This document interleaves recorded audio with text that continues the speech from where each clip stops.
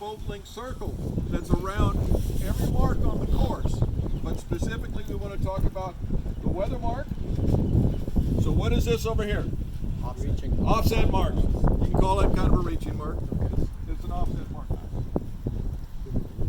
There's a rope here showing an imaginary 4 boat length circle. When I say 4 boat lengths, it's because 1, 2, 3, 4. 4 boat lengths out. There are some special rules. Now we all know about port and starboard, right? Starboard tack has right away. And if you do something wrong, and we all make mistakes, we have brain parts, things like that. If you do something wrong, what do you have to do to exonerate yourself? Get clear and do us. Get clear and do us a tip. And you need to end up, do I understand you need to end up behind the person you fouled? Yes. Good point. Yes. No tactical advantage, so you need to be behind the other person. If he's gone head to wind and he's just sitting there luffing, you might as well continue to do a few more circles.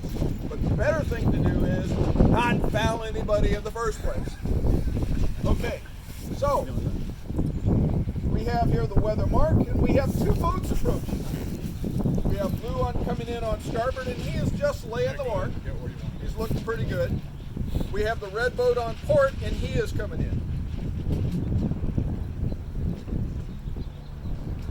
When the first of these 2 boats hits the 4 boat length circle, is there anything significant at that point? No, there's not, because red is going to have to tack to go around the mark. So right now, this is just port and starboard. Forget about the mark. Forget about the 4 length circle. This is port and starboard, just that simple. But we know,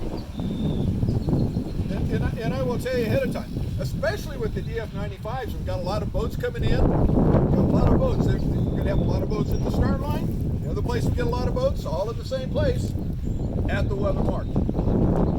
So we've got these boats coming in.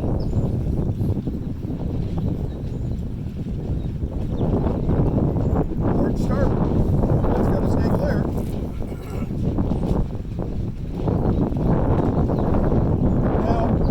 Special rule: if red tacks inside the 4 boat length circle, that he cannot cause blue to sail above a close hold course. So we'll set it up more like this. So red's really ahead a little bit, but red's going to have to tack to go around the boat. Okay? And as they come in, red comes up here. Port starboard again. That's all it is. Port starboard. The red's going to tack. Let's say red finishes like this with his tack. Now, is red okay doing his tack on the starboard here? No. Is he hindered blue? No. Has he caused blue to have to change his course or avoid contact or anything? No. So red's okay. But because red tacked within the 4 boat length circle, he cannot cause blue to have to sail above a close hold course to avoid him. And that may be the case if the red tacked and he lost a lot of weight. Maybe the wind was light, not like today. The wind's a little light and he tacks and he's around. That's clear.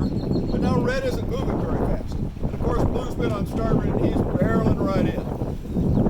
So if blue has to alter his course and head up above close hold, then red has fouled him. The point being that the way the rules got updated this last cycle 2 years ago, they're trying to they're trying to put a strong burden on boats that want to come in on port.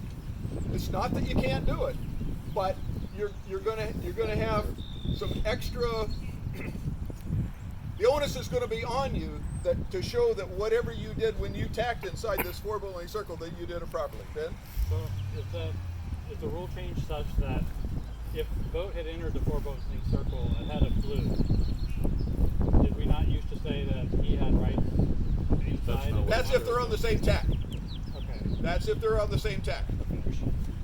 I'll give you a brief on that. So right here, there's 2 things that can happen. One of them is the blue had to go up above, and the other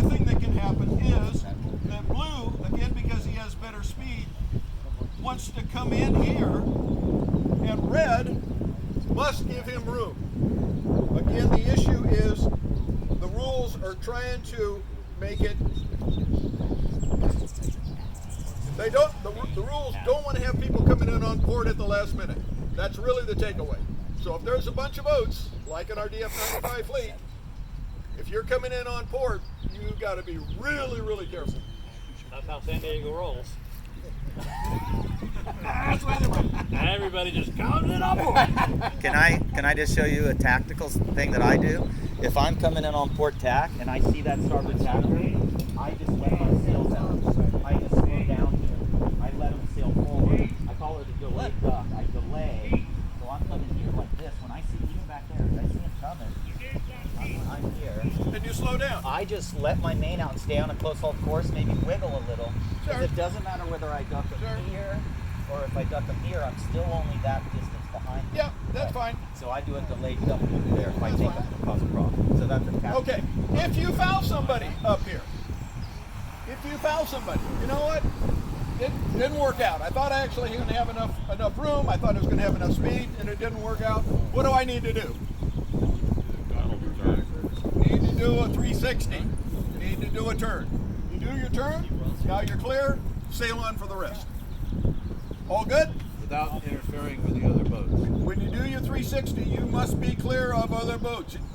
You have no rights while you're doing your turns. If other boats need to tack to stay away from you or anything, then you foul them, and now you've got another turn to do. It's especially noticeable.